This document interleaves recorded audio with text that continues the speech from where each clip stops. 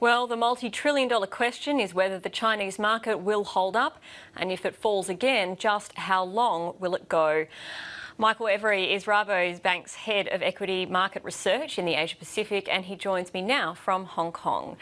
Thank you for your time. So we've seen a relatively small recovery today in the grand scheme of things. Is the worst over?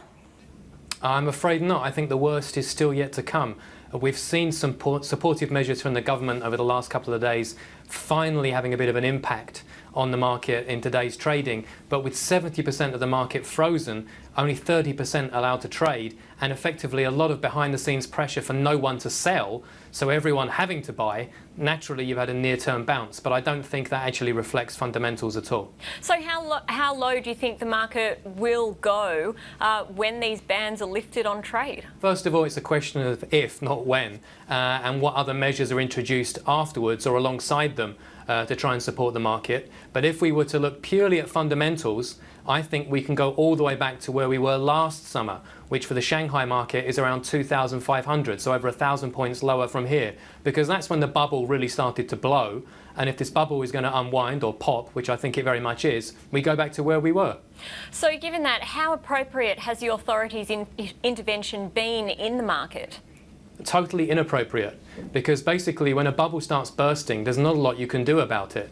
You can try and limit collateral damage, perhaps by the government spending a bit more or pledging to boost the economy in other ways, but you really have to let a market be a market and actually set prices where everyone thinks they're fair. You don't step in and close things down and freeze them and artificially try and say, this is where this particular share should be trading, we feel this is a fair valuation.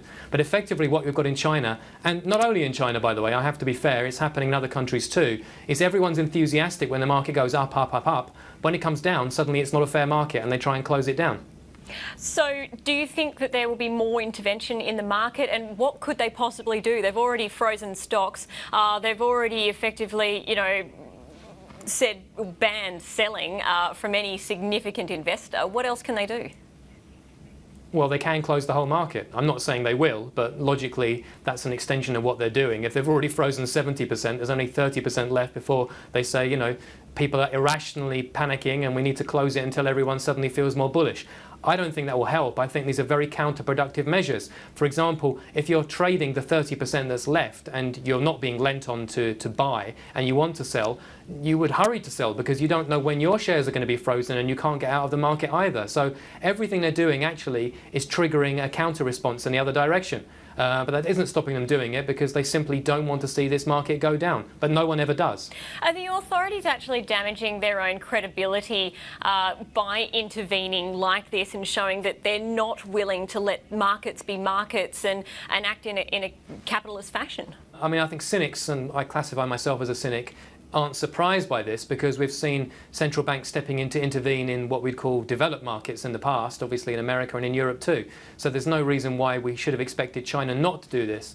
But certainly anyone thinking that 5 years from now the markets in China would be completely deregulated and it would look much more like a member of the OECD, I think this was a short, sharp shock for them. But it's not a complete surprise also when you look at other asset markets or other financial markets in China. Interest rates and bond markets, they're obviously still heavily state controlled, and the FX market is too. The Chinese currency hardly budges against the US dollar day by day despite all the volatility we're seeing everywhere else. So basically financial markets in China are still heavily controlled. That's the basic message. There seems to be parallels, as you just said, between the US and Europe. We've seen authorities intervene there where perhaps in hindsight they shouldn't have. Should the authorities in China be looking at the example of Greece at the moment and see that intervention is futile? Well, I think they're not really going to be looking at Greece in that respect. I think the bigger danger for China in the long run is that they copy Japan, which is that we don't have a huge crash. We managed to avoid this V-shape that Greece is still at the bottom leg of without any sign of an upswing yet. But we gradually just drift more and more into stagnation with more and more zombie companies and really artificial asset prices. And I think that's very much the path China is on if it doesn't free things up and allow the market to actually play this out as it would naturally. Looking from your perspective, what do you think the way out of this is for authorities? Well, similar to Greece again, there are no good options. They can either step back and say market forces rule, in which case I think the market is very rapidly heading to 2,500, as I said, and there would be severe negative ramifications for the economy, or they can keep trying to prop it up, and I think they'll have to keep upping the ante because they're pumping liquidity in today and they're encouraging people to basically go out and buy with this central bank liquidity, but no one's going to then buy on from there. I don't think they can engender the general public to suddenly start feeling optimistic again the way they were up until recently, which means it will be more central bank money that will have to come in to push asset prices even higher from here, and eventually they're just throwing good money after bad. Michael Every, we'll see if it reaches that 2,500 level. Thank you very much for your time.